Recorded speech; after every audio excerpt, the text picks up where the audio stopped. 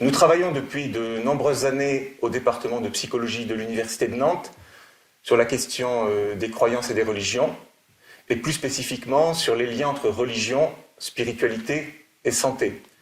En 2010, on a lancé un vaste programme de recherche sur la spiritualité, au confluent de différentes disciplines, la psychologie de la religion, bien évidemment, mais aussi la psychologie positive, la psychologie de la santé et la psychologie existentielle. En 2012, nous avons fait soutenir une première thèse sur la spiritualité comme stratégie de coping pour faire face au mélanome. Et la même année, avec mon collègue Claude Tapia, on a coédité un numéro spécial dans le journal des psychologues qui avait pour titre « La spiritualité, quel bénéfice pour le sujet ?» Et depuis, c'est au sein du LPPL, le laboratoire de psychologie des Pays de la Loire, que nous continuons nos travaux. Donc c'est un ouvrage réalisé avec des collègues de différents pays, collègues américains, canadiens, suisses, des collègues allemands, des collègues qui travaillent en Pologne, collègues espagnols, mexicains, il est donc international. Et il a comme particularité d'aborder la spiritualité, qu'elle soit religieuse ou non religieuse. C'est une des principales questions qui animent aujourd'hui les débats des chercheurs en psychologie qui s'intéressent à la spiritualité. Globalement, il y a un consensus autour du fait que la spiritualité, c'est une expérience intime, qu'elle est objectivable, c'est-à-dire qu'on peut la mesurer, et qu'elle est multidimensionnelle. À l'Université de Nantes, nous avons cerné la démarche spirituelle autour d'un certain nombre de dimensions. Il faut d'abord s'interroger sur le sens de sa vie. Ce sont des personnes qui s'interrogent sur le sens de leur vie et de la vie en général. Des personnes qui vivent la transcendance, qui ont un besoin de transcendance. Il faut qu'il y ait un rapport au sacré, mais le processus de sécularisation n'a pas fait disparaître le sacré. En fait, le sacré se déplace plus qu'il ne disparaît. C'est donc dans cette perspective que nous abordons le sacré. Et puis le besoin de connexion ou de reconnexion. Par exemple, dans cette dimension-là, on trouve tous les travaux sur la connexion à la nature qui sont abordés en psychologie de l'environnement. Mais il y a d'autres dimensions comme les valeurs, la paix, la sagesse, le rapport au temps, la distorsion du temps. C'est aussi pour cela qu'il y a des recherches entre spiritualité et pleine conscience. Toute la dimension émotionnelle, avec des travaux relativement intéressants sur l'émerveillement et la spiritualité. Ici, nous sommes dans des relations de cause à effet, en situation expérimentale, même si la dimension émotionnelle n'est pas simple à activer en situation expérimentale, mais on augmente d'un niveau ce que l'on appelle l'administration de la preuve. Nous ne sommes plus dans des corrélations. Donc la première difficulté, c'est l'identification des différentes dimensions qui constituent la spiritualité. Et la seconde difficulté, c'est l'appréciation du poids des dimensions entre elles, certaines étant plus importantes que d'autres. On est donc bien engagé dans une démarche scientifique qui consiste à décrire pour pouvoir ensuite expliquer et prévoir. Donc, une partie importante des chapitres écrits dans cet ouvrage sont en lien avec la santé. Donc, mon collègue canadien Christian Bellumeur de l'Université de Saint-Paul a écrit un très beau chapitre sur les liens, les points de convergence et de divergence entre la psychologie positive et la spiritualité. Et il termine son chapitre par des questions qui abordent la connexion à l'environnement. C'est un chapitre qui s'inscrit dans la même logique qu'a réalisé Oscar Navarro, qui est maintenant professeur de psychologie à l'Université de Nîmes avec ses collaborateurs, où ils font le lien entre connexion à la nature, bien-être et spiritualité, et ils insistent notamment sur la question des comportements pro-environnementaux. Il y a aussi des chapitres qui abordent la dimension plus émotionnelle, en lien avec les questions de spiritualité. Donc Patty Van Capellen et Ruixi Zhang de l'Université de Duke, l'Université américaine de Duke, abordent comme dimension émotionnelle les émotions de transcendance de soi, comme l'amour, la compassion, la gratitude et surtout l'émerveillement. Et elle montre que l'activation de ces émotions a un impact sur la spiritualité, mais aussi que cela développe des comportements prosociaux, un meilleur bien-être, et que ces actions émotionnelles sur le domaine de la spiritualité maintiennent les pratiques spirituelles. La spiritualité peut aussi se vivre au quotidien.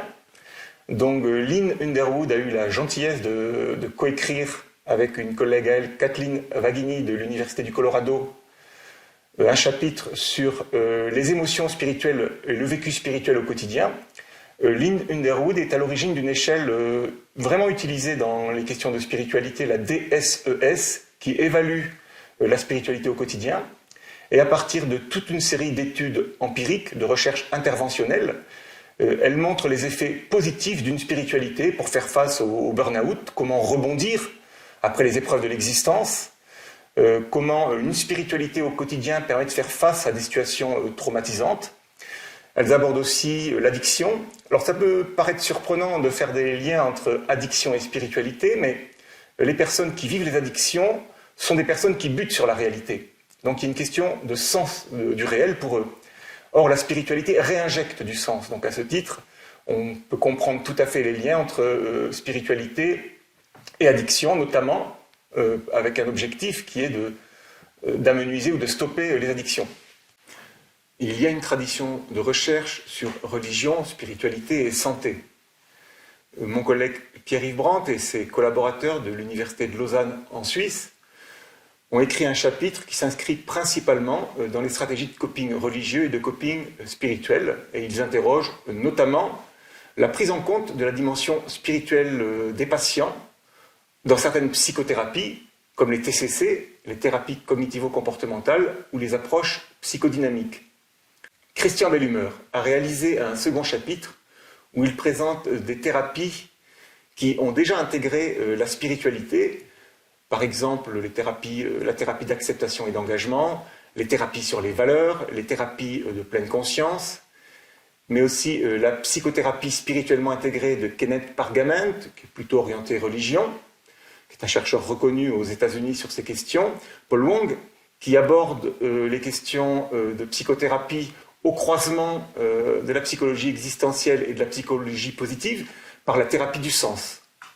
En psychogérontologie, on s'intéresse bien évidemment aussi à ces questions, parce qu'au soir de son existence, les questionnements spirituels peuvent émerger.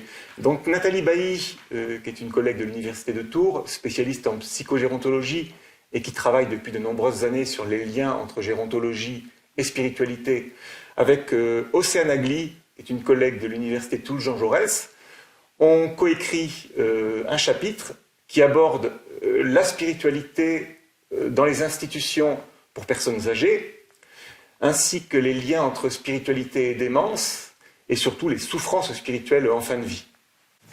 Avec mes collègues Élise Renard et Anaïs Hamelin de l'Université de Nantes, nous avons réalisé plusieurs chapitres qui consistent à préciser ce qu'on entend par spiritualité, mais aussi à présenter toute une série de questionnaires qui mesurent la spiritualité, qu'elle soit religieuse ou non religieuse, qu'elle soit en lien avec la santé ou le domaine de l'entreprise. Ce qui est important, c'est la question de la mesure. Refuser de mesurer la spiritualité, c'est la disqualifier du champ de la science. Ça ne remet pas en cause les approches qualitatives, mais il faut plutôt voir cela comme une approche complémentaire. À Nantes, nous travaillons depuis de nombreuses années sur la spiritualité, et il est vrai que c'est un thème complexe au niveau émotionnel. Quand on dit spiritualité, il y a soit un rejet, voire parfois un peu d'agressivité, soit une acceptation sans discernement. On a donc développé une approche que l'on a appelée la spiritualité implicite, c'est-à-dire que pour éviter le barrage émotionnel, on travaille non pas à partir du mot spiritualité, mais des dimensions qui constituent la spiritualité. Et d'ailleurs, c'est ce qui se passe dans le monde de l'entreprise. Quand on travaille sur la spiritualité en entreprise, on ne la nomme pas. Et Lara Abdelalim, qui est psychologue, a fait un chapitre sur la spiritualité dans le monde professionnel, où elle présente des questionnaires autour de la spiritualité en entreprise, et là est abordé directement l'accord aux valeurs organisationnelles, le sens que peut prendre le travail, ou la compassion vis-à-vis des collègues. Enfin, nous avons souhaité ouvrir au niveau méthodologique, conceptuel et épistémologique les productions de cet ouvrage, et on a fait appel à Harald Wallach et Nico Cols, qui nous présentent des recherches et des réflexions sur la spiritualité dans une perspective phénoménologique, où ils interrogent la valeur de vérité du discours du sujet. Donc c'est des orientations méthodologiques futures. Se détourner des questions existentielles est bien la stratégie du pire. On voit bien les effets du réchauffement climatique, les phénomènes migratoires, les questions économiques. Alors on attribue à Malraux cette phrase « Le 21e siècle sera spirituel ou ne sera pas ». Donc on peut déjà s'interroger sur ce que signifie spirituel. Et donc il est temps pour les chercheurs de s'interroger sur ce qu'est la spiritualité, comment la définir, et cet ouvrage a pour ambition de présenter des recherches contemporaines et récentes d'ailleurs sur la question de la spiritualité en psychologie.